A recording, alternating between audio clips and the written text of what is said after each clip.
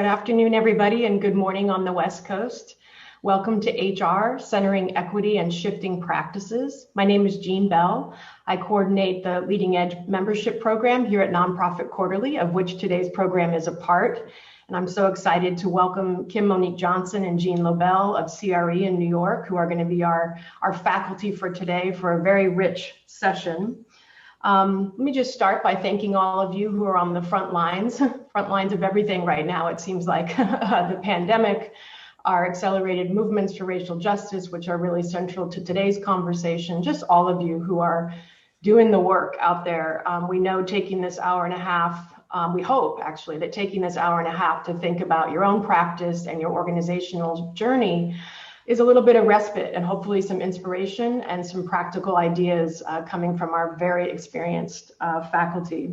This is also our first Leading Edge program since our executive transition at Nonprofit Quarterly, and I wanted to honor Ruth McCambridge's transition as editor-in-chief and welcome Cindy Suarez as our new editor-in-chief. You're probably familiar with her work at NPQ. She's been our lead on racial justice and movement activism, and now she's our editor-in-chief, so keep following her work and our progress here at NPQ. Also want to say a hello to our members.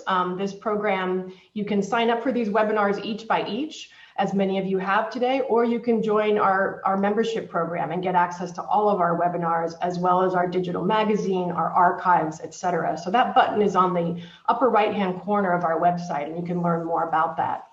But hello to those of you who are already members. And I'm really excited to welcome Kim Monique Johnson and Jean Lobel, both of whom work at CRE in New York. CRE is a nonprofit leadership development and consulting firm. They are a nonprofit themselves, been there since I think 1979. So really been in this work and in the evolution of nonprofit leadership, development, consulting, et cetera. And both of them are senior staff there. Let me tell you a little bit about Kim first. She brings over 25 years of nonprofit experience to her senior consultant role there. She works on organizational development, curriculum development, group facilitation, and diversity, equity, and inclusion strategies. And before being at CRE, she was Chief Human Resources Officer at Planned Parenthood Federation of America and Vice President of Talent at the Food Bank for New York City. So a lot of deep experience, and also as an active coach, right, of both emerging leaders and veteran leaders. And Jean is a senior fellow at CRE. We have two Jeans today. Jean Lobel is a senior fellow at CRE, and she works on leadership and organizational development as well as talent management, strategic planning, board governance, and culture change engagements. She's also a seasoned executive coach. And she also brings, in addition to having her own consulting practice, a lot of for-profit history, right? Deutsche Bank, JP Morgan Chase, et cetera, in human resources and talent. So I'm not going to add up the years, but between the two of you, there's a lot of experience in nonprofit and for-profit human resources, but also more broadly organizational development and leadership development. So we're so happy to have you both here to talk about this issue of centering equity and shifting practices. So let me give you a little bit of logistics for today. Unlike some of our webinars, this is a 90-minute session. There's just too much to cover. I love the way Kim and Jean are approaching this topic. We're going to talk about the antecedents of human resource management. Then we're going to get into ideas for approaching human resources with an anti-racism lens. And then we're going to get into ideas for assessing your program and where you can begin to make change or continue to make change if you're well on that journey. This session is being recorded. Everybody will get that recording in a couple of days, including the slides. We don't use the chat on these really large national webinars. We use the Q&A box, but you can put anything in there and you can upvote each other's questions. You can respond to each other's questions. So we love a really active Q&A box. And I know that Kim and Jean are going to invite you at times to enter thoughts in there as they move through this content. On social media, please use equity in HR as a hashtag, and there are the handles for both CRE and Nonprofit Quarterly. And as always, a very quick evaluation will pop up just as the session ends, and we really need full participation in that, both to appreciate Kim and Jean's work and give them feedback, and also to inform our program going forward. So thank you so much for doing that. And Kim and Jean, before I turn it over to you, I know we want to find out who's in the proverbial room, right? And where they are on this journey. So Anya, can I ask you to do our first poll, which is about the role that you currently have in the sector or adjacent to the sector? And this is a multiple choice because we know people wear multiple hats. So tell us, are you a coordinator, a manager, a director? Do you have another kind of title? Are you a consultant or another role that we haven't thought of? And let's give people, wow, we have over 320 people in the proverbial room. So these polls are going to take a second. And then Anya will share the results with us. Oh, a real mix. Mm-hmm. Okay, so we have different levels of HR staffing, as well as folks more in the COO or CFO role who may have HR in their function. We have a number of consultants and then a number of other roles, maybe funders or board members or program directors or other people really invested in talent development. Thank you for that, Anya. And we're going to go right into a second poll. And this poll is about where you are on your personal journey. So we're going to talk about your organization in a second, but where are you personally in exploring HR practices through an anti-racist lens? Because that's what we're doing today. We're centering equity and shifting practice. Are you early in your journey? Are you in a different phase of active learning and experimentation? Or are you further along, feeling a good deal of clarity about this, maybe able to teach and mentor others now? So pick one of those that feels most right for where you are personally. Okay, well, that makes sense that we've invited people to this conversation, and the largest group are folks that are experimenting, but we also have a third of us who are early in the journey and here to really get inspiration and ideas and even make those connections between human resource practice and equity. And then it's good to know that there's some of you here who are already feeling a lot of clarity. And finally, our third poll switches to where you would put the organization that you work with. So sometimes we're in the same place as our organization, and sometimes we're in a different place, right? So if you think about your organization's approach to HR and the extent to which it's exploring HR practice through an anti-racist lens, where would you put yourself? Where would you put the organization? Not even really understanding that it's a question. Are you experiencing resistance? Early, active, or is it deeply embedded already? Pretty parallel to the personal experience, it looks like, right, Kim and Jean? So some folks, again, a third early in the journey, and then about half experimenting, and a few at the other ends of that continuum. Thank you, Anya, for those polls, and thanks everybody for participating. That's really helpful and interesting. So let me now turn it over to Kim and Jean to get us kicked off here. Thank you so much, Jean and Anya, and thank you everyone who has joined us today. I want to start by saying, acknowledging actually my privilege, our privilege in being able to have this discussion, recognizing from your responses of who's here, your role, and the challenge that you are all facing, where you are on your journey, recognizing that this is not a conversation that folks can readily have in most organizations most of the time. And so I want to thank my CRE colleagues because we have been on this journey. And so what we will share with you today is our learning. What you'll hear us say is some things that are going to be challenging, a little bit of an alarming warning here. Some things that we will say will be disturbing. The purpose is for us to really step into this moment of how we can be actively dismantling racism. And so thank you for allowing us to be a part of your journey today. And for us to acknowledge the privilege that we have to talk about this, because I imagine there are some of you on this webinar who don't have the privilege, who are wondering, how can I bring this up with my team? How do I bring this up with my board? How do we begin to have these conversations? So thank you for beginning to have this discussion with us virtually today.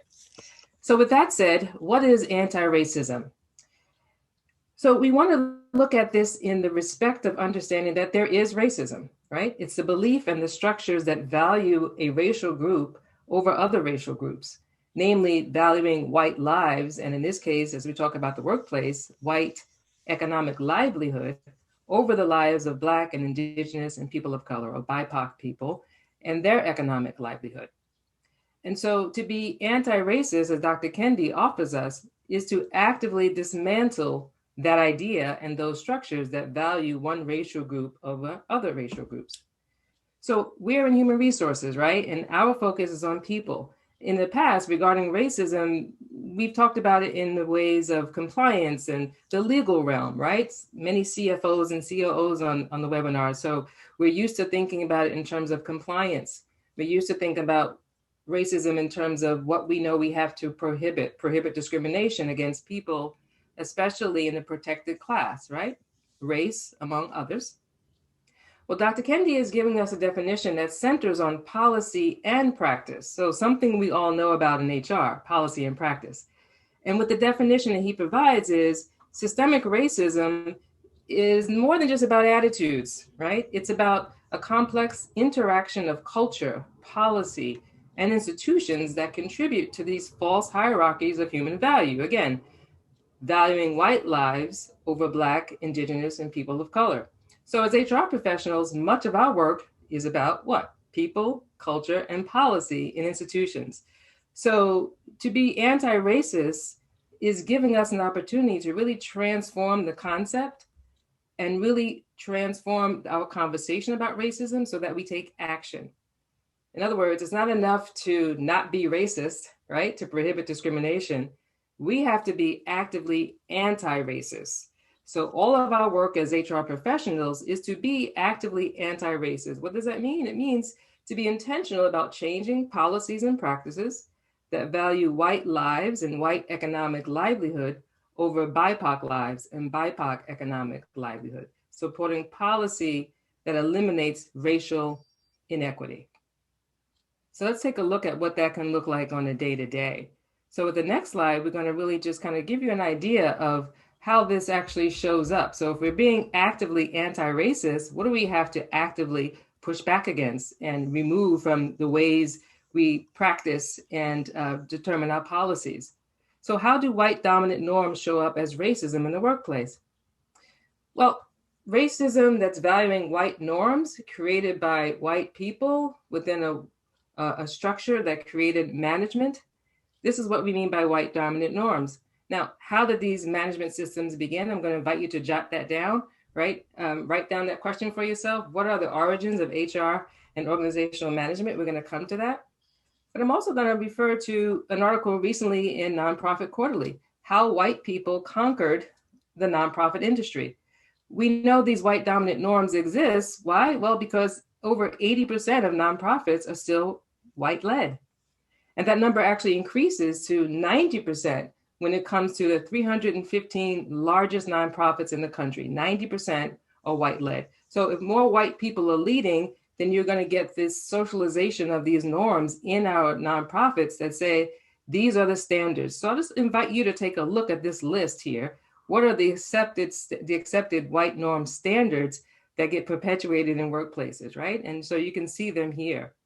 We codify these norms. We codify these behaviors that is considered acceptable. And we think about our policies and our procedures, our employee manuals that really codify these white dominant norms in ways that racism shows up. So again, what you'll hear us say consistently is, well, what can we do differently to actively change those policies and those procedures, the ways in which these norms show up? Here's just one example. Let's take a look at professionalism. And here's an article from the Stanford Social Innovation Review that basically outlines the bias of professionalism standards, right? These standards, again, were determined by white norms that says certain ways people show up at work and perform is considered professional and other ways are not. And we know that there's language here that is harmful for BIPOC folk because they may be seen as, quote, unprofessional simply because of who they are and because they're not meeting the white dominant norm standard. All right, so I want to invite you to take a look at this list. And this comes from an article from Okun who talks about, these standards that get normalized. I want to invite you to think about, the next slide will give you the prompt to have you kind of dive right in and drop yes in the Q&A if you're familiar with this framing of anti-racism, those of you on the continuing journey of learning. Or please feel welcome to write, what is a white dominant norm that shows up in your nonprofit? So you saw the list, things like perfectionism, sense of urgency, reliance on the written word.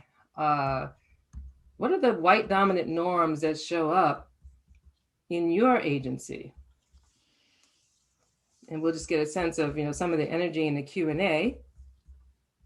I'm getting lots of yeses. We're getting lots of yeses. Perfectionism, sense of urgency, all of them. Yeah, right? Need to be the best in our field, right? That sense of perfectionism. Yeah, exactly. Professional standards, right?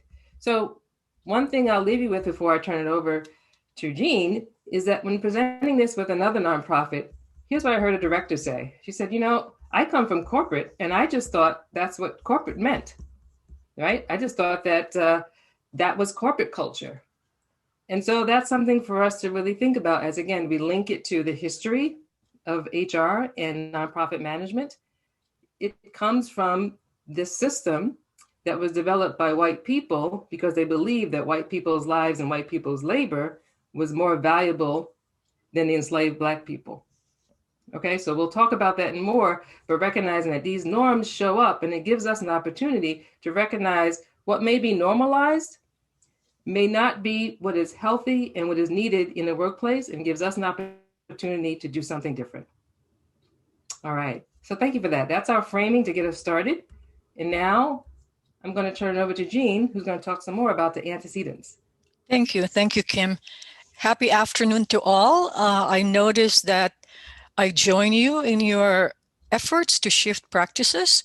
In my own transition from the private sector to the social sector, I actually realized that there are more shared HR practices between the two sectors than there are differences. And what Kim and I will share here today is how those shared practices, all well-intentioned and even values-driven as they are unknowingly furthering inequity and white supremacy norms. And the aha moment for me is that I myself have been complicit, unwittingly, but nonetheless complicit in perpetuating inequities and white supremacy norms as we practice HR.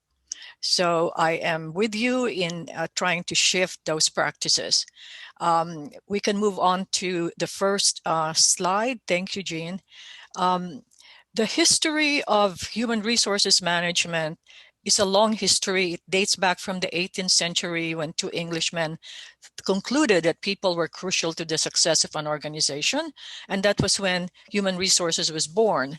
And as you travel with me through the history, you will see that alongside the benefits of HR work, there is this underbelly of white supremacy norms and the disproportionate negative impact on Blacks and other people of color. So in the 1920s and during the labor unrest, the notion of welfare capitalism came about, where benefits and job security and participation plans were provided by some progressive companies, organizations. Nonetheless, it evoked a sense of paternalism, which is a white supremacy norm. Then during the Great Depression, on one day in 1929 called Black Tuesday, and I'd like to note that here the use of Black for things that are negative is one of the language shifts that we have to make. On that one day, the stock market lost 14 billion and kept falling, and welfare capitalism went bust. Even progressive companies abandoned positive labor policies to fight bankruptcy, and workers were negatively impacted. And it's also during that period that Black suffragists were barred from attending suffragist conventions. Then came World War II, and there was a phenomenal talent shortages. Women and Blacks did their part. We've heard of the heroic Tuskegee Airmen, who were nonetheless segregated in the military. It was during this period that actually the term human resources management was adopted by the military, and the role of people in those functions moved from being a supporting role to being a strategic enabler for the military. So for military personnel, a human resources related assignment was a springboard to a human resources management career in the civilian workplace. And so the culture which HR had in the military was carried over to the corporate world, with values that were upheld primarily by white males. Then the watershed in the history of HR management is the civil rights movement. You all know about the passing of the Civil Rights Act and the American with Disabilities Act, but we know that legislation is only half the battle, because legislation is on paper, but we struggle with the responsibility of making it real. And to this day, the struggle goes on. The 1990s and in the 1960s to the 90s saw the class of generations. So layered over the impact of the civil rights movement is the entry of baby boomers into the workforce. They're not like their parents. The old guard experienced the Great Depression and the war, and everything they knew came from about management and authority came from the military. That didn't sit well with the baby boomers. And leaping forward, the entry of Gen X, millennials, and Gen Z workers in the workforce presented HR with a new mission, which is persuading a multi-generational workplace to get along. So values around regular feedback, a say in decision-making, increased focus on learning and development, work-life balance, autonomy, tech savviness, flexibility, authenticity, a few more came to the fore. And that was one of the challenges and also opportunities for HR. Then moving along, we are now in the 1980s, in the 2000s, in the information age. Technologies in the mainstream, and the first human resource information systems was created. At the same time, this was when the technology talent heated up. The war for technology talent heated up. And the numbers in a survey of 2020 didn't look good for people of color. The field was dominated by white and Asian men. Only 2.9 were Latinx and only 1.9 were Black. So the promise of the civil rights movement still needed to be fulfilled in the information age. Now we're getting close to the end of this historical trip with the financial crisis of the 20th century, where the global financial system was in a downward spiral. So unemployment soared, and the gig economy of short-term contracts and freelance work, as opposed to permanent jobs, rewrote the rules of work, and HR had to learn to be smarter. The key concept at that time was optimization, achieving the best possible work across the board for the most gain. And HR was involved in actualizing these practices. But alongside the benefits of optimization are shades of two white supremacy norms: perfectionism, which Kim had discussed earlier, and that progress means bigger and more, meaning more results and profits. Now we arrive to today, COVID and racial injustice. This dual challenge presents itself to HR, the unprecedented pandemic and deep racial unrest. For example, paid sick days is a racial justice issue needed as Black and Brown essential workers are disproportionately impacted by COVID. So how are we doing in that regard?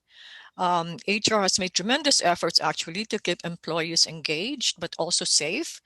And for organizations with HR capabilities, HR led in moving millions of employees to remote conditions. Now, this is also, this may or may not be HR's greatest challenge, but one thing is certain, that HR has never been in a better position to make a difference. We need to reimagine the world of work, and we propose that to make a real difference, HR need to assess how we can shift our HR policies, functions, language, and practices towards anti-racism. I'd like to wrap up this historical grounding with a quote from Arundhati Roy, where she summons us to carry on. As she poetically expresses, the dual pandemics of COVID-19 and the reckoning with racism have laid bare unhealthy and sustainable work environments that leave nonprofit teams disengaged and experiencing burnout. There was a 2020 study by Gallup on employee engagement that showed that remote work resulted in uneven levels of employee engagement and increased negative emotional states of anxiety, stress, loneliness, and worry. No wonder the World Health Organization has officially named burnout as a medical diagnosis. This is and will continue to be an HR challenge as well as opportunities. Well, thank you for listening. And now we would like to hear from you with the poll to be launched by Jean. Anya, thank you. If you can launch that poll here.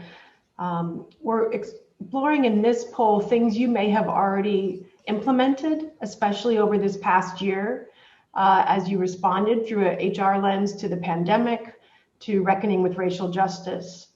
These are just some of the things we've seen across organizations, and you can choose as many as you've done. It's a multiple choice. I see somebody in the Q&A said none of these, unfortunately. So we know that some folks are, as you said, Kim, Monique, are still kind of struggling to experiment and shift practice in real time. Okay, so the checking in with team members, not just about work, that's the most common. 60% looking at adjusting performance goals or timelines and providing wellness support, which we know has a number of different manifestations. Less than half of folks looking at time off as a strategy, whether that's time off for Black staff in light of racialized traumatic events, or time off for staff in general, for political events, marches, inauguration, et cetera. Thank you, everybody, for participating in this. And I think it's a good segue, Kim, into looking at specific practices that we can explore. Indeed. Thank you so much. Thank you for responding to that poll. And thank you, Jean. I really appreciate, the history and being able to partner with you, given your perspective and the knowledge of how human resources began in the first place. And so just to share, right, as I said earlier, at CRE, we are on this journey, right? We have this commitment to anti-racism that we're very proud of.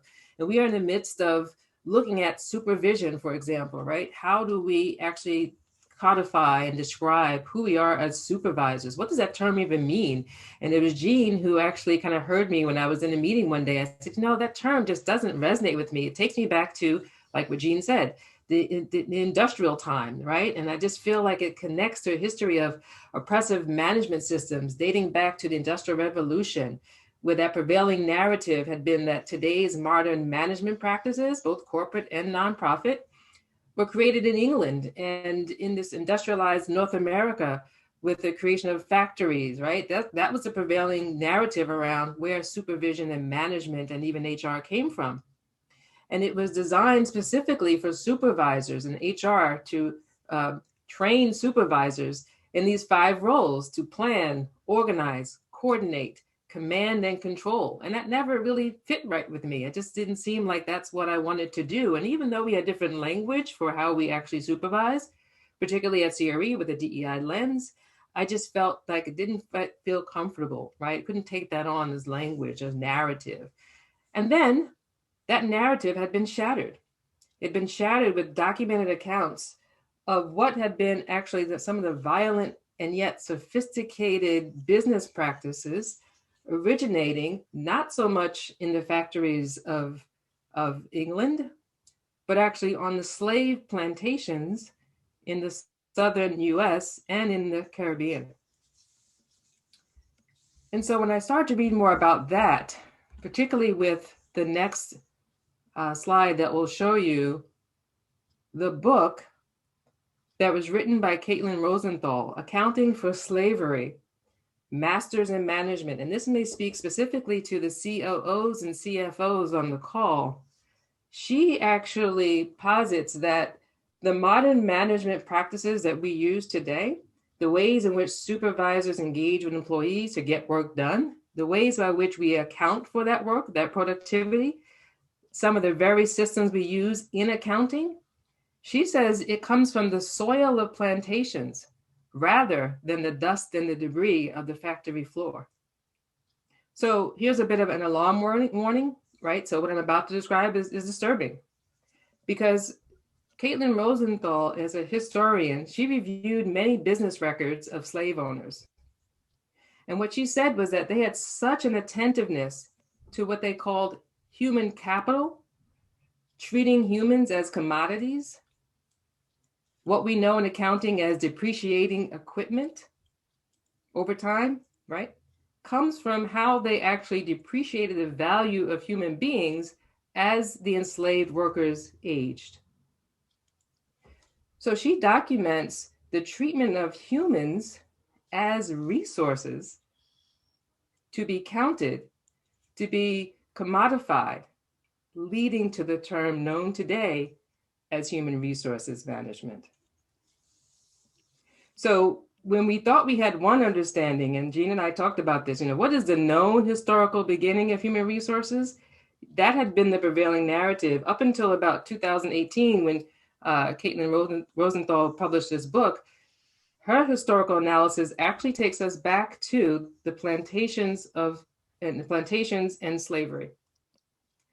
So let me give you an example of what this looks like. And again, with the thinking of when we know something was designed to value white lives and white livelihood over Black lives and Black livelihood, for us to be anti-racist then is to look at those very systems and look for the harm so we can undo the harm. That's the perspective that we want to offer today. So human resources, what do we think of when we think of workforce planning?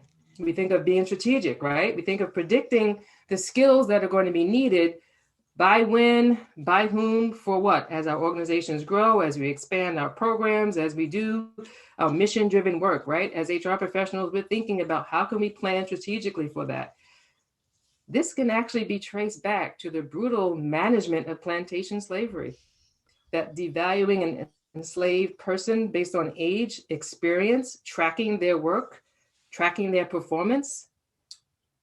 This was something that was so well documented that it provides what she is positing now, the roots of what we know to be workforce planning. Rosenthal found that the modern business practices employed by corporations and again, nonprofits, using productivity analysis. This blew me away. Some of my colleagues know that I'm very visual. How many of you can drop yes in the chat, in the Q&A, if you use Asana or Monday.com or any kind of visual productivity planning tool? Drop yes in the Q&A if you're familiar with the Gantt chart. So that the beginning of how we visualize project management. Gantt was an actual owner of more than 60 men, women, and children. And he created this task and bonus system that really closely paralleled the one used by slave owners. So that tracking and that ability to visualize the productivity comes from a history of a slave owner himself. Project management performance management following project management also has roots in plantation slavery. So again, we want to listen to how did this system begin, where it valued white lives over Black lives, and what can we do to actively dismantle that system? What can we do to actively undo the harm that may be caused? Performance management, middle managers or supervisors, right? There's that word again, using things like quotas, metrics, and data. Because these plantation owners treated humans as commodities and resources, they tracked and managed all of this. Those who were enslaved were forced to meet a certain quota. And if they did, they were given a reward, which created competition, right? If they didn't, then they faced the brutality of punishment. So this was all blowing my mind when I heard this, and I really came to understand this. And so when we get to the next slide, what I really realized is that my disconnect with the term supervisor, my visceral reaction to the title supervisor, was not related to industrial work. My spiritual disconnect to the term supervisor and modern business management is ancestral. It's related to slave work. This is an actual picture of me. You can guess who's the one in the middle with the big forehead, who's me. This is an actual picture of me in southern Georgia, in Darwin, Georgia, where my dad is from. It's about 200 miles south of Atlanta, circa 1976, in a tobacco field with my cousin and my sister. In the back is my great aunt on the tobacco, picking tobacco. This is a field not far from the cotton field where my great grandfather and grandmother were enslaved. So I share this because the history is not that far, right? It is not far from us. This is me in 1976 standing in a tobacco field. So it reminds me of, again, what it is that we know to be historical, harmful, and yet not so far, right? Not so far removed. So let's look a little deeper. Again, another alarm warning here as I describe what this system, the original origins of business management and human resources, what it looked like. As I mentioned, enslaved people were given quotas and targets and brutally forced to meet their targets, sometimes by another enslaved person, right? Or an overseer who, quote, supervised their productivity. So if those targets were not met, punishment would be severe beatings. Or if the targets were met, there would be incentives. And then there would be a middle manager collecting data, right, on productivity, reporting back to slave owners, some of whom had plantations in the Caribbean. So you can see these structures, right, that are still kind of present with us now, not that far away, developed, but still present with us now, where plantation overseers were among the first salaried supervisors or managers in the country. So we inherited a system that was built to value white lives and white economic livelihood over Black lives and Black economic livelihood. We inherited a system designed to do harm. And I want to be careful and reflect back what Jean said too, and Jean, in terms of thanking you all being here doing this work, because this is not what we signed up for, to do harm. And yet we have a moment, a profound moment in history to be actively anti-racist, to be actively looking for how we can repair harm, how we can certainly not further perpetuate harm. And one question we can always ask is, whenever we're thinking about, again, those policies, those procedures, those workforce planning, performance management, we can always ask the question, how are Black people harmed by this? How might BIPOC people be harmed by this? Right? Because the system was designed to do the harm, we need to actually now look for it and actively undo and repair harm. So where are we today? Here we are in this virtual environment, right? What policies and practices do we need to change that cause harm, right? What do we need to be aware of now that we're in this virtual environment? What white dominant norms show up? Are we forcing people to be on camera, for example? Are we creating new policies that force people to be on camera? Does it highlight who among us are in the majority and who is excluded? Who's visible, who's not, right? Do we enforce virtual dress codes and codes of conduct that privilege some, namely white cisgender single men, over women of color who are single moms with school-aged children, right? It gives us an opportunity now to really think about what do we need to really pay attention to and do differently. What about the grind culture? So again, why do we exist in this grind culture? I'm going to ask another question. Drop in the chat if you've had a back-to-back meeting at all at any time during this week, or if you've got a back-to-back right after this webinar. Why do we do that, right? Why do we have this urgency of productivity? Well, it comes from, right, the time of slavery, where those who were enslaved talk about working and back-breaking work back to back, right? Literally from sun up to sundown was the workday. That culture has perpetuated. So we have an opportunity to disrupt that, right? We have an opportunity to not insist on more productivity because we're working remotely and people aren't commuting, and so they should be more available, right? As HR professionals, we have an opportunity to model doing something different, as well as an opportunity to teach and support our managers and our teams to also do something different. All right, so I'm going to move to the next one with another quote. Speaking of doing something different, so I'm going to offer this quote by Sonia Renee Taylor, who says, "We will never go back to normal because normal never was. Our pre-corona existence was not normal, other than we normalized greed, inequity, exhaustion, depletion, extraction, disconnection, confusion, rage and hoarding, hate and lack. So we should not long to return, my friend. We are being given the opportunity to stitch a new garment, one that fits all of humanity and nature." So how do we stitch this new garment? What do we need to pay attention to? How do we think about, again, anti-racism in human resources, anti-racism in the way we manage? Let's look at a simple model that can move us from what we're used to hearing about in terms of equality. And again, many of our HR policies and procedures, right? It's treat everybody the same. Let's have universal policies. And yet that may not be equitable, right? So equality involves treating people the same based on the assumption that everyone benefits from the same support to get their needs met. But equity acknowledges that individuals' history, experience, and needs, particularly if they've been undervalued, devalued, and harmed by a system, well, it recognizes that treating people based on their needs may be necessary to ensure equity, right? To ensure the ability to have access.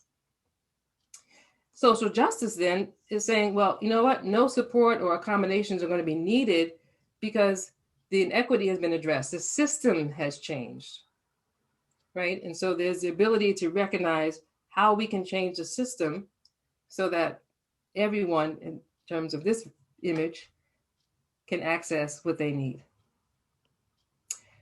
So I'm going to turn it over to Jean now so we can actually get into the details of, what does it look like to be anti-racist with a focus on diversity, equity, and inclusion. Jean? Thank you, Kim, and thank you for that deeply compelling and touching rendering of how slavery has affected our current practices. And it's really amazing to think about how the history that I shared, which is on the surface, we find it in the literature all the time. There really is an undercurrent, kind of under the skin, is the impact of practices during slavery on our HR practices. So thank you for that. So we're moving now into how HR currently intersects with our DEI work. Okay, typically organizations who are jumping on board to support diversity, equity, and inclusion position DEI under HR. Not all, but that seems to be the trend. And many are creating new positions to help create their own DEI strategies, their own DEI statements. But it's important to understand that actually it doesn't belong to HR alone. Okay, it is critical that DEI and racial equity belong to all supervisors and managers, and we have to find another name for supervisors. We're trying to do that at CRE, and the entire organization. Before we launch into what anti-racism in human resources looks like, I think we have a poll coming up here.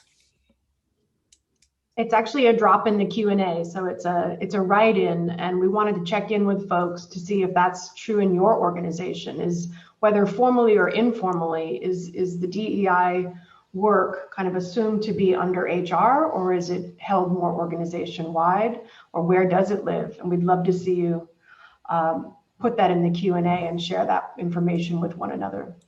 Thank you, Jean. Mm-hmm. So what are your thoughts on this?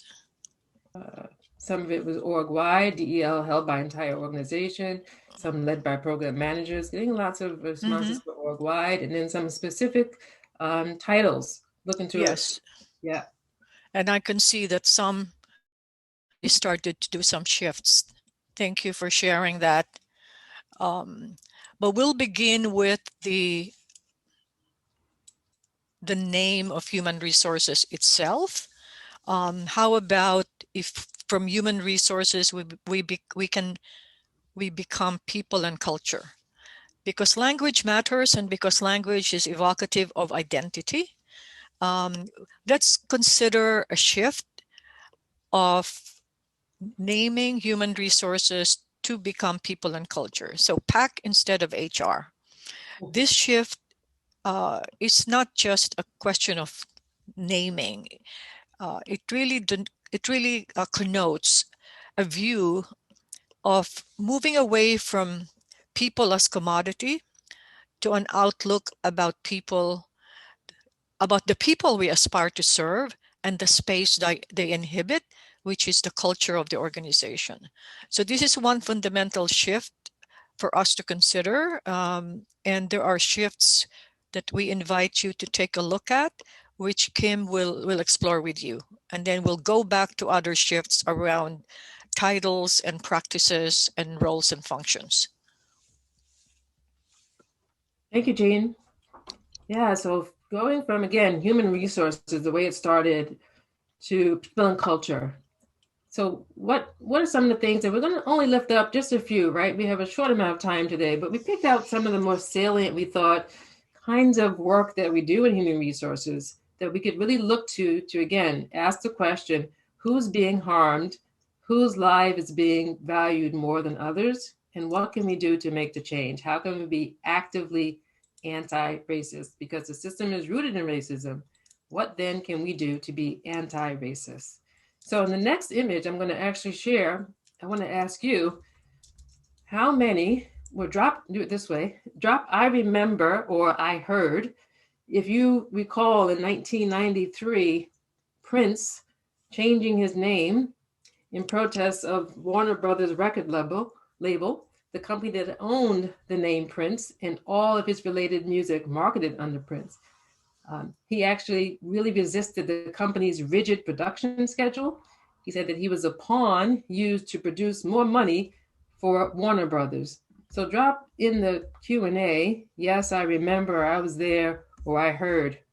Yeah, I'm getting lots of I remembers, I remember, yes, yes, yes, yeah. And you can see he has written on the side of his face, drop in the Q&A if you can make out what is on the side of Prince's face that he is making a statement about. What's the word that you can see on the side of his face? Drop that in the Q&A. Are you able to make it out? Getting lots of remembers. People remembering Prince changing his name. We're going to dig into a little bit of the history as to how he changed his name, why he changed his name. So if you're not able to see what he has written on the side of his face and what he was pretty adamant about was slave, right? So the word slave. So this is coming again from sort of the historical roots, a major corporation, yes, and yet we'll tie it into what we see in terms of some policies in human resources and business management in nonprofits, drawing from the historical roots of exploiting Black labor, Black creation, from slavery, right, to sharecropping, where the Black labor was never fully compensated, right? And the drive to produce a rigid production schedule, right? This was all part of the history. And Prince, back in 1993, said no. So to be anti-racist, again, is to change policy and practices that values white lives and white livelihood over BIPOC lives and BIPOC livelihood. So I want to point us now to what are some of the ways in which we take advantage of, don't compensate for, and in fact, oftentimes may be harmful to people whose work product, right? Whose work product becomes the organization's product, right? So I want to invite you to think about the work product language in offer letters and employee handbooks. So as Jean mentioned, I've been in human resources where I've led teams and I've been in those same situations, like Jean mentioned, having perpetuated harm myself, inherited a racist system and perpetuated racist actions. So I've signed off on offer letters. I've constructed agreements that said to employees, right, you will not, if you work here, you will not then be allowed to work anywhere else with any one of our competitors for X number of time, 6 months to a year. That non-compete language. I've also crafted offer letters that said any work product that you create, any ideas, invention, discoveries, suggestions, either yourself or with another colleague, and there's lots of legalese language in there, right? I didn't do it by myself. I did it with our legal counsel that says that shall be owned by the nonprofit. Your work, your labor, your creation is ours.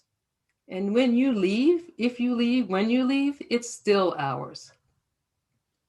It belongs exclusively to us as a nonprofit. That is racist, right? That has roots in slavery and sharecropping. Prince knew it, and we know it. So what's the shift, right? The shift is a welcoming, not just offer letter, right? But a welcoming environment, a welcoming set of processes by which new team members are invited into a network. Do away with the competition that says, I own you, and when you work for me, you will produce this and we own it. Do away from the message that says, well, when you leave, you can no longer work with people who used to work with us or who are competitors. That's a capitalistic, racist, hierarchical engagement. And what we're saying is, why not encourage? You want to encourage your creativity, right? Encourage people to come and bring their best ideas, their best creativity. We want to encourage people to be a part of a network. Let's be in this together. Let's be in community. This false idea that we have to be in competition, that's based on a racist premise. How about this one? Think about this. Think about your policies that say employees shouldn't be able to moonlight. They can't have a side hustle. Or if they do, they have to tell us about it. Why? What about the reverse? What about being specifically anti-racist to push back on those policies and procedures that may limit someone's economic livelihood and say, you know what? Bring all of yourself. Bring your side hustle. What do you want to do? Do you want to, aside from being a community organizer, you're really good at organizing homes and businesses? Like you're a good person who can go in and recognize, what a space may need. Great. Let's help you develop that. If that's what you want to do on the side. You do that at your church? Great. Maybe you can help us do it here too. But maybe we can help you find some, opportunities to do more of that. Bring your whole self, as opposed to limiting and making it so that people have to, one, hide who they are, and two, impact, again, their economic livelihood. All right, so because I can't see your faces, we're going to really, again, rely on you to just drop something in the Q&A. Let us know this is making sense. And we're going to go to the next one. What's another way to shift practices? What's another way to move from recognizing a system that we inherited, designed to value some lives over others? What can we do next to unpack that? Let's look at our compensation and benefits. Another practice that we're pretty good at, right? Again, from an HR perspective, we understand what data tells us about compensation, right? We understand what data tells us about what are going to be the needs our employee population will have. And then we design benefits accordingly.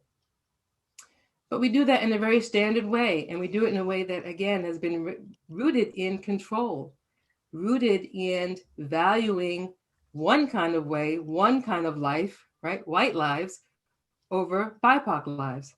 So here are a couple of examples. What do our leave policies look like? And for many of us, our leave policies may be pretty universal, right? We may say, for example, particularly in this very challenging, sad time of COVID, where we know there's a disproportionate impact on communities of color, where folks are leaving us, folks are dying at rates higher than white folks. And so if we have bereavement policies that are all the same, that say you get 3 days, what impact does that have on families of color? What impact does it have on LGBTQ families whose families may be families of choice, right? May be configured differently. And is that in our employee manuals, that if it's not biological blood, do I still get bereavement time? What about immigrant families? So I'll ask you again, drop in the Q&A if you are familiar with anyone on your staff or on your team that may have connection to a home that is outside of the US. And if there is a bereavement need, how might 3 days actually not serve them in order to be with family? So we think about what our policies may need to look like and how we can shift them. I'm getting some energy here. Yes, it's not enough, right? Yeah. And so again, when we looked at equity is not the same as equality, it could very well be that we have to change our policies that say, for Black and brown staff, for immigrant staff, yeah, they may get more bereavement time, or they may get more PTO time, which is the next bubble, right? Particularly after racialized traumatic events. So back to the question that was asked earlier, what had you done as a result of the pandemic after Jean read Arundhati Roy's quote, right? This pandemic being a portal, what became possible? And in some cases, and for us at CRE, became very possible, very necessary that we needed to acknowledge the pain that BIPOC staff was experiencing, particularly Black staff, following traumatic racialized events. What about this next one? And I'm sure to get some like, oh my goodness, are you serious, Kimonique? What are you talking about? What about this when we talk about compensation and benefits? Paying part or just pay all of it? Student debt for Black staff. What? How could we do that? That's not equitable. That's not equal. We can't do that for everybody, but it may be equitable. It may be equitable. Why? Well, because the Brookings Institute did research and showed the Black-white disparity in student loan debt more than triples after graduation. So Black students' graduate degree, a bachelor's degree, it nearly doubles the student loan debt around that. 4 years after graduation, almost as twice as their white counterparts. So I'll say it again. For Black graduates with a bachelor's degree, 4 years after graduating, their student loan debt is twice as much as their white counterparts. So to be anti-racist, right, is to recognize the inequities and to change policy and practices. It could very well be in our compensation and benefits, change those policies and practices so that white lives and white livelihoods are not valued more than BIPOC lives and BIPOC economic livelihoods. Okay. So let me do a check again. Drop yes in the chat if any of this is resonating with you. Just want to get some energy. We see some here. We have student loan debt. Looks like repayment for staff. Yep. It's going really fast based on household income and debt levels. Okay, so some of you are addressing this, right? Yeah. Some of it's resonating. Okay. Excellent. Thank you. Just one thing. If some of you are saying, you know what, and again, I appreciate this at different levels, right? Like, how am I ever going to offer this? And we have to do our compensation and benefits planning. How am I ever going to talk about paying student debt for Black staff? Who's going to like get on board with that? So here's the question I'll ask you, if that's running through your mind, or if you imagine it may be running through your mind of your leaders or your board. I'd like to invite you to think back sometime. I'd like to invite you to think back to May 2020, when George Floyd was murdered. I'd like you to think about his being murdered over an alleged $20 bill, counterfeit bill, right? I'd like you to think back to those protests, the statements in support for Black lives. I'd like you to think about what was going on in your organization, what was going on in your leadership, what was going on that led to something needing to happen. So think about what's possible in terms of what had been the reaction and the declaration for Black Lives Matter. All right, let's go to another one. Thank you, Jean, for another way to think about shifting.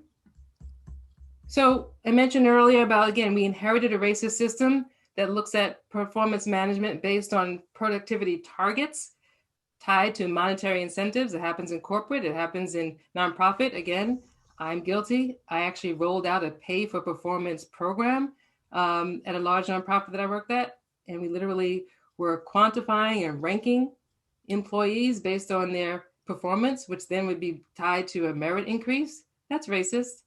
It comes from a racist history, right? How much cotton you pick or don't pick relates to the reward you get or don't get, or worse, the punishment. And so we know now that there's an opportunity to do something different, right? And you may be saying, well, wait a second though, but isn't this way that which people are encouraged and motivated? Not really. We've come to know, Daniel Pink has done research to tell us that people really aren't motivated by money.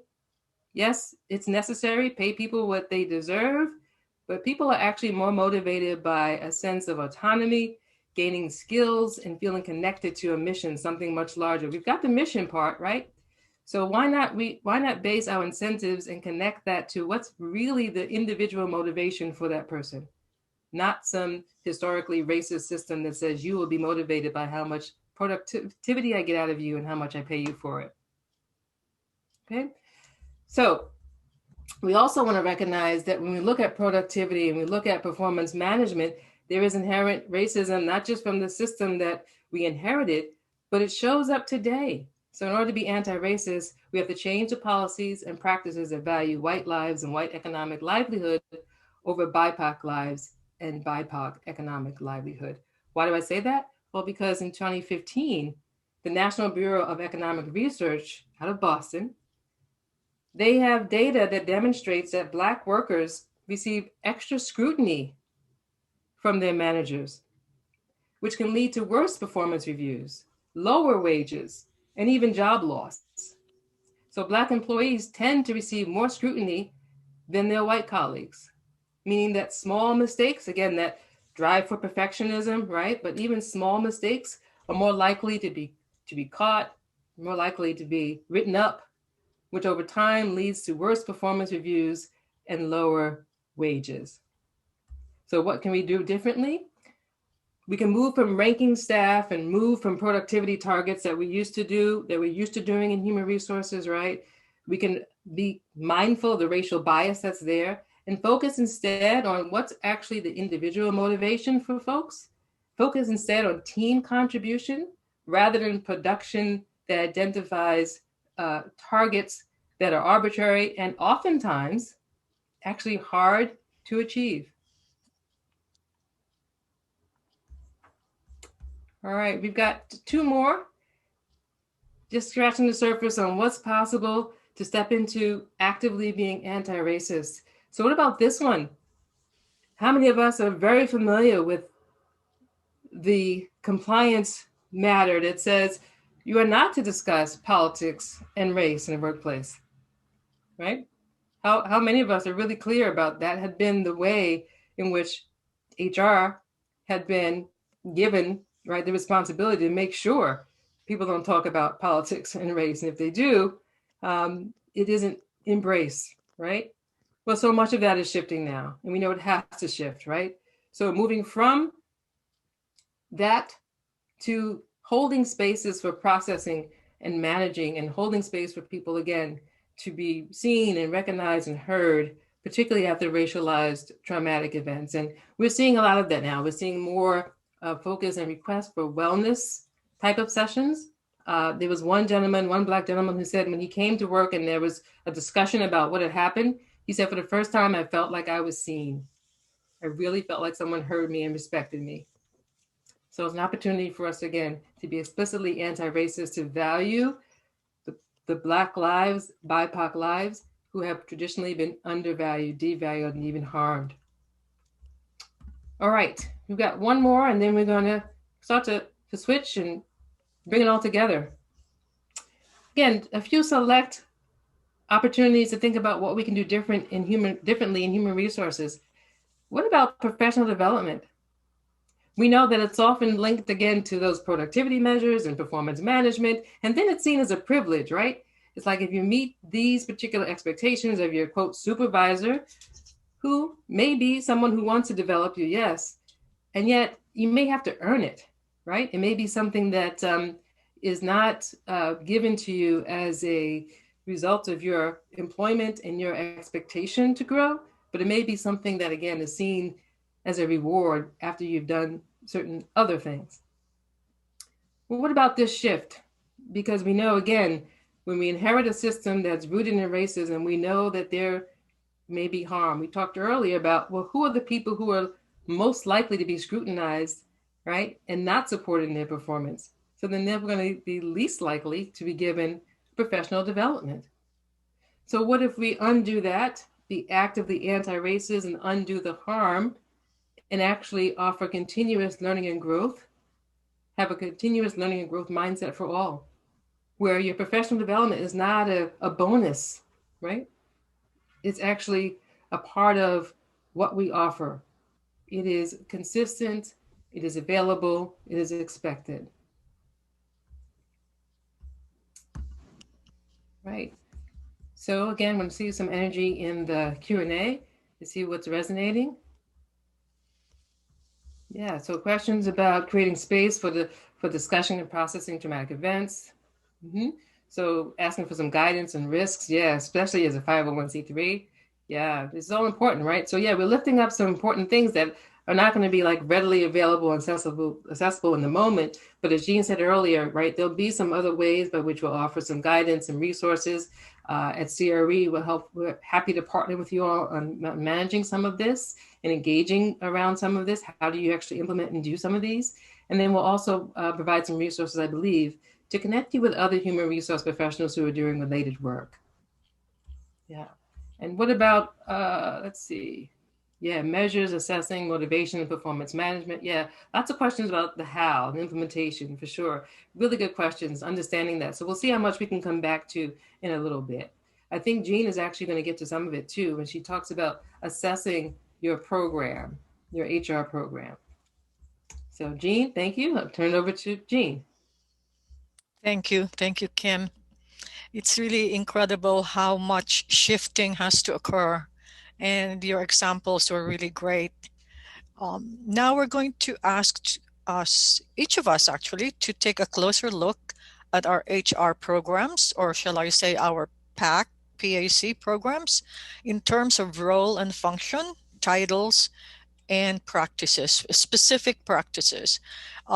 This time we are going to look at what can be, what might be possible.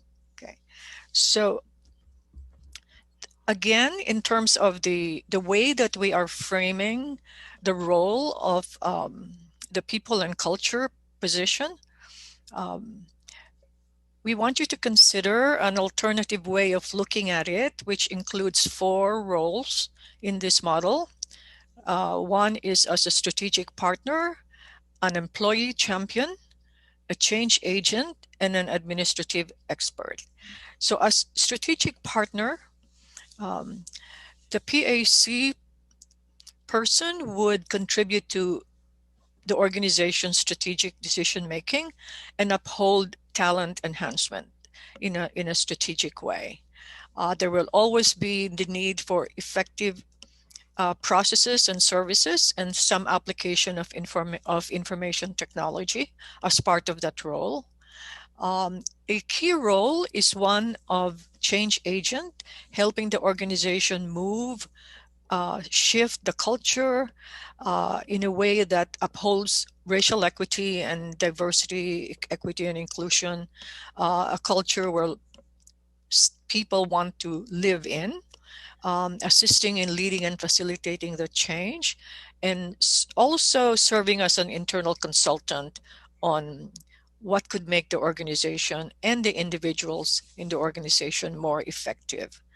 And then something that is really kind of core to that role, to this framework, is that of employee champion. And that would involve ensuring fair, ethical, and equitable people, processes, and practices, and encouraging hearing the voice of employees. So the PAC's ability to inhabit these different roles could be the platform for transforming the organization to promoting racial equity in the workplace. I'm sure you've heard of HR folks, and I'm intentionally using the term HR, who feel that their responsibility is towards management and to support and make sure that management guidelines are upheld in the organization, are followed in the organization. And there are also some HR folks who feel that their perhaps loyalty, the attempts that they make towards improvements really lie on the side of the employees. And I don't think we can make that choice. I think we are a part of an organization, we are a part of a culture, and we need to inhabit and serve all the different functions in that organization, management, leadership, and staff. So I think that's the challenge of this position that we're calling people and culture. I would love for you to comment on this framework. And now let's go into titles. What titles do you actually use? If you could put that in the Q&A, that would be great to see. I think some nonprofit organizations have already shifted the titles that they use. Some things that in a 2021 survey, we saw that some of the shifts in titles are for the leader. There is the chief people officer or the chief purpose officer. What I mean is leader for the HR leader, right? Chief people officer or chief purpose officer. And in the area of recruitment, some titles that have been used is director of talent strategy or a VP of team development, meaning developing the staffing profile of the organization. Then around talent, director of talent enhancement or talent champion. There are also other shifts such as chief learning officer, learning ambassador, transformation lead, partner in change. And then with the advent of wellness and more recently virtual work arrangements, came positions such as remote working advisor and wellness advisor. So this efforts around title change need to be more than surface. Okay, so there needs to be some substance added to that change in title. What really are the responsibilities, and what are the practices that the organization is willing to commit to really make those titles live its purpose. Okay. Now, I'd like to share with you how we might transform HR to people and culture that is around very specific practices. Okay. And this is called from a number of sources that are out there.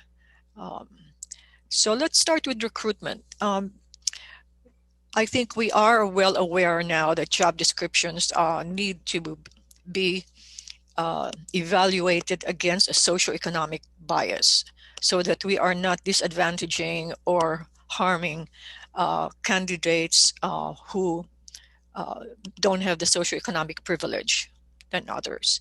And then, of course, language that are culturally and gender inclusive. Another thing that's recommended, and I've seen this already happening, is that we all know that the EEOC statement has to be part of job descriptions, right, and job posting. But in addition, it would be great to see, it's more than great. It's really a statement to include the organization's DEI commitment or a value statement that reflects the commitment of the organization to equity in hiring. Outreach, I think this again, we have seen this going on, which is that we are all starting, I think, to use the non-traditional forms of outreach so that we are able to reach communities of color because the traditional forms of outreach advantage white applicants, right? And secondly, and this is the one that I've seen some nonprofits struggle with, which is that we want to ensure that there are at least 2 BIPOC candidates in the finalist pool. And the data shows that if there's only 1 BIPOC candidate in the finalist pool, they tend not to be selected. Okay? And I think that having that option, having that range of BIPOC candidates is important in recruitment. So going into retention, okay, so onboarding tends to focus on job functions and also organizational culture and norms. But I think part of the onboarding that we need to really make sure is included is an overview of the racial equity work that the organization is either doing or is attempting to do or has done, and how decisions are made and how the organization functions, because in a mostly white environment, BIPOC, particularly Black candidates, may find it challenging without some support strategies. And that's another thing that we want to include in the onboarding, is that there's employees of color in predominantly white organizations can face a great deal of social isolation and bias within the workplace. So support strategies are critical in keeping them, in retaining them. I'm sure we have seen turnover rate of BIPOC staff within 1 or 2 years. Okay? Third point around retention is the importance of the making sure that the unique strengths of each employee of color is understood, the challenges that they face, and methods to support them. So some of the performance, some of the team contributions, for example, that Kim had mentioned earlier, need to come in place in keeping people of color.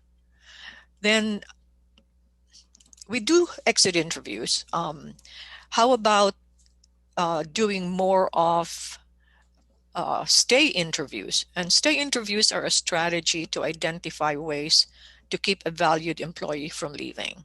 Okay, and I think that BIPOC staff certainly would be key to understanding what the challenges are. So the stay interviews, we want to make sure that BIPOC staff are heard in this case.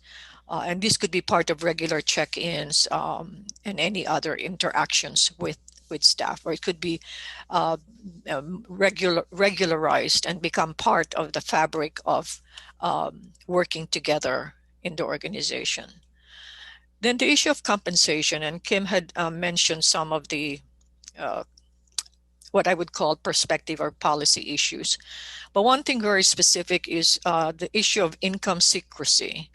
I think we all know that historically we don't include salaries in job posting, but that in fact is a divisive cultural tool that derives from what's called free market capitalist logic, which benefits the 1% of the population. Okay, so that we don't know what other people are making, and therefore we can't advocate for ourselves in that sense. So funders are also a key here. I think funders need to understand how some of the funding philosophies and practices are furthering inequity. Then there's a very interesting thing that I saw called equity panels that actually Compass Point had adopted, and Jean Bell was CEO of Compass Point when this equity panels was used.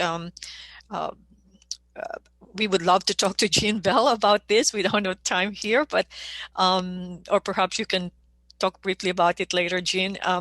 The use of an equity panel and a compensation listener to determine compensation has really worked out for them. And it's a very provocative, kind of very different way of making compensation decisions that really upholds equity in the process. Then there's another issue around compensation, which is recalculating pay equity. It's interesting that jobs that involve analysis, use of data, are the jobs that tend to be recognized, and on average, they get a 9% wage boost on average. However, work that is even harder because it involves emotional labor, not only don't get less increase, but they also sometimes get a cut in pay, because it's viewed as not important, or it's not as intellectually challenging. So it's diminishing the importance of the hard work that's involved in emotional labor. Okay. let's move into performance. At CRE, we're trying to move from the term performance reviews to team contributions, okay? So a shift in that language, I think, would be important to explore. And Kim had already mentioned eliminating performance ratings and using more specific language versus general language in order to reduce bias during performance discussions. So those are some of the kind of specific possibilities for team contributions. And the last thing I want to mention there is the notion of perfectionism, which solidifies a bar of excellence that's defined by whiteness and that serves, reinforces, and further strengthens white comfort, white norms, and therefore white supremacy. There's an interesting article there called Interrupting Perfectionist Standards. Moving on to talent enhancement. In this case, it is focusing on strengths versus deficit when we plan for implementing growth strategies. So the value of the stay interviews is actually understanding what's keeping people doing the work they do, what keeps them affiliated to the organization, and building on those strengths to help them develop their own growth strategies. And then infusing learning opportunities with a DEI lens, and making sure that we have equitable access to learning opportunities. Okay, the way we decide how we spend our staff development budget, who gets sent to where, and what kind of opportunities are provided is part of the equity shift in our human resources practices. That is all I have to share. Are there any comments in Q&A? There are many, many comments. Okay. All right. Thank you, Jean. Yeah, what I appreciate about this slide is just giving us a sense of the range of levers, even if we're early in our journey. What can we begin as change agents, as you said in that graphic, and employee champions? Where can we start to shift practice? Or if we're already halfway in, where's our learning edge? Maybe it's compensation, that's so sticky. Maybe we're ready to go there as an organization, and you've given us some great ideas. I'll say just briefly, since you mentioned it, and we'll send this out with the recording, but Jasmine Hall leads HR at Compass Point, and she was part of the work to set up and sustain equity panels where a cross-sectional group of staff look holistically at compensation across the organization. So there goes the secrecy, as Kim, Monique, and Jean have both talked about, but you're also really building the capacity of a multiracial cross-sectional group of people to take in the whole system and look at compensation systemically. I mean, the main problem, of course, with compensation, as you said, is that it's looked at individually. And that means that it favors people who, again, meet these certain standards, have negotiation skills, are viewed a certain way. So it's been extremely successful, and we'll share some writing that Jasmine has done about that with you in the follow-on email. There's one more resource here, which, as we immediately see, has language in it that we're uncomfortable with. But as we transition to resources for you, wanted to share this very recent piece called "Does Your Definition of Leadership Exclude Women of Color?" It's by Marlette Jackson and Priya Rajai. It was just recently in the Harvard Business Review. So setting aside, if we might, the word capital, what I thought was interesting and complemented what Kim and Jean have shared with us is not only changing our practices, but starting to name what we value and expanding our idea of competencies, right? Because these competencies lead to how we do professional development, how we do compensation. And I love this piece because it lifts up and gives language to the skill sets and mindsets that we need in today's work environment. So for instance, resistance, I'll call it capacity, resistance capacity, the ability and comfort in challenging conventional methods that may be problematic. These are the change agents. We need that in human resources, people and capital, but we need it across our organizations for the change efforts that we're all engaged in. Who does that well? Who's comfortable doing it and can do it in a way that challenges and moves an organization forward? Just literally navigation capacity. There are so many tense, difficult, complex conversations that we're being encouraged and we need to have in the workplace. Who brings that capacity, that willingness, that skill set? What about linguistic capacity, the ability to bridge and navigate across these competing goals and viewpoints? There are inherent tensions in these projects, these processes. So I loved this piece for lifting up additional competencies that need to be added to what it is that we're valuing or even describing in those job announcements or job descriptions as the kinds of skill sets and mindsets we need in our organizations.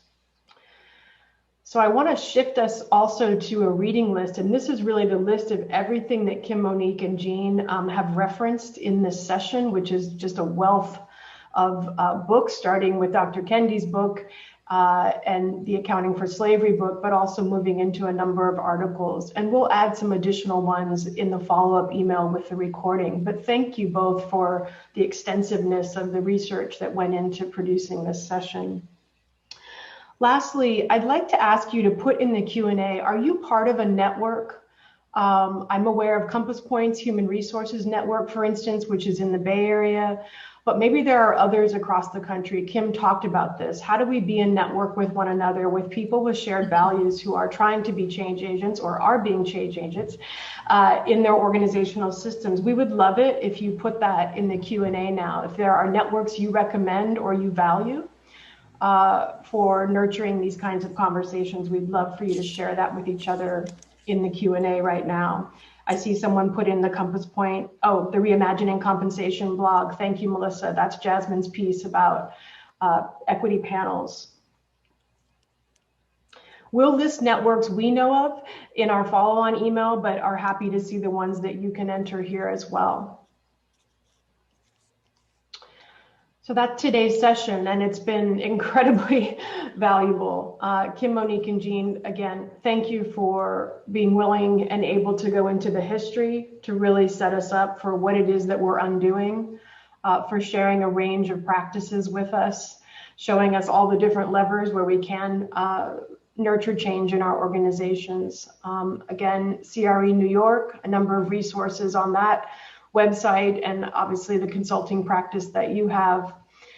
We want you to fill out this evaluation now. I'm going to share those results with Jim and Jean and Kim, Monique, and also get your ideas for the future content of this program. So thank you all for being here. Thanks for being such active, engaged participants with us in the Q&A. We appreciate you, and we'll see you next time. Thank you.